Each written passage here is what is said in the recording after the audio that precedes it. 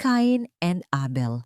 Noong unang panahon, sa mundong sariwa pa at tahimik, isinilang ang dalawang magkapatid. Sila ay sina Cain at Abel, mga anak ni na Adam at Eve. Sa panahong iyon, wala pang batas na nakasulat, wala pang kaharian, at wala pang digmaan. Ngunit sa simpleng pamumuhay ng dalawang magkapatid, doon nagsimula ang unang sugat sa puso ng sangkatauhan. Si Cain ang panganay. Siya ay magsasaka, araw-araw na nakayuko sa lupa, binubungkal ang bukid, umaasang tutubo ang kanyang mga itinanim. Sanay siya sa hirap at pawis. Tahimik siya, madalas nag-iisa at bihirang magsalita ng kanyang nararamdaman.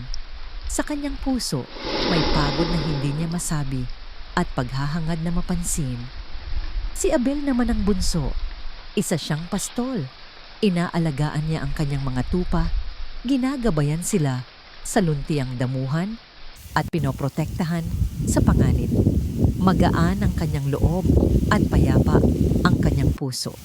Madalas siyang magpasalamat sa Diyos, hindi dahil perpekto ang kanyang buhay, kundi dahil marunong siyang makontento. Magkaiba man ang kanilang gawain, iisa ang kanilang pinanggalingan, iisang dugo ang dumadaloy sa kanilang mga ugat. Ngunit kahit magkapamilya, hindi palaging magkapareho ang laman ng puso. Dumating ang araw ng pag-aalay sa Diyos, isang araw na inaasahan ng magkapatid, dahil ito ang pagkakataon nilang ialay ang bunga ng kanilang paggawa. Si Cain ay nagdala ng mga ani mula sa kanyang bukid, mga bunga ng lupa na kanyang pinaghirapan.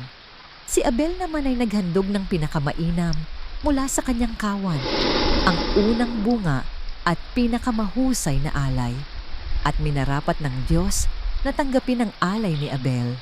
Hindi dahil mas mahalaga siya, kundi dahil ang kanyang alay ay nagmula sa pusong puno ng pasasalamat at pananampalataya. Ngunit ang alay ni Cain ay hindi kinalugdan. Sa sandaling iyon, may gumalaw sa loob ng puso ni Cain. Hindi ito galit agad. Ito ay lungkot, pagkadismaya, at pakiramdam na siya ay hindi sapat. Unti-unti, ang lungkot ay naging selos. Ang selos ay naging inggit. At ang inggit ay naging galit. Sa halip na tumingin sa sariling puso, tumingin si Cain sa kanyang kapatid. Sa bawat papuri kay Abel, mas lalo niyang naramdaman ang bigat sa kanyang dibdib. Sa bawat tagumpay ng kapatid, pakiramdam niya ay siya ay nababawasan. Nagsalita ang Diyos kay Cain.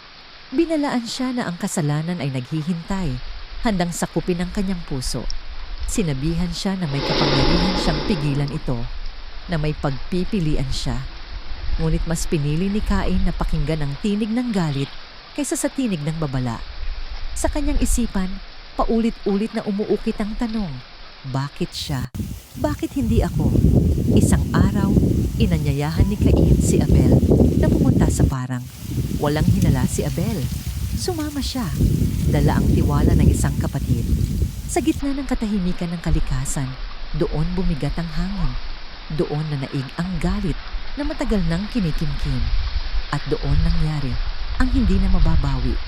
Bumagsak si Abel, ang unang buhay na nawala dahil sa galit ng kapwa-tao.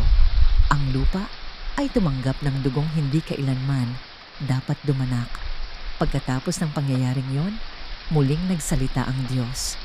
Tinanong niya si Cain kung nasaan ang kanyang kapatid. Ngunit sa halip na umamin, nagkubli si Cain sa kasinungalingan. Sinabi niyang hindi niya alam. Sinabi niyang hindi niya responsibilidad ang kanyang kapatid. Ngunit walang lihim na natatago sa Diyos. Alam niya ang nangyari. At sinabi niya kay Cain na ang dugo ni Abel ay sumisigaw mula sa lupa. Bilang kaparusahan, si Cain ay magiging lagalag. Isang taong walang permanenteng tahanan. Patuloy na maglalakbay dala ang bigat ng kanyang nagawa. Nang marinig ito ni Cain, natakot siya. Hindi dahil sa kanyang kasalanan, kundi dahil sa maaaring mangyari sa kanya. Natakot siyang baka siya naman ang patayin ng iba. Ngunit sa kabila ng lahat, ipinakita pa rin ng Diyos ang kanyang awa. Nilagyan niya si Cain ng tanda upang walang sino mang sasaktan siya. Umalis si Cain sa lugar na yon, mag-isa, walang kapatid, walang kapayapaan. Tanging alaala ng kanyang galit at bunga ng kanyang pinili. Ang kwento ni Cain at Abel ay hindi lamang kwento ng nakaraan. Ito ay salamin ng puso ng tao. Dahil hanggang ngayon, may mga Cain pa ring hinahayaang manaig ang inggit. At may mga Abel pa ring nawawala dahil sa galit ng iba.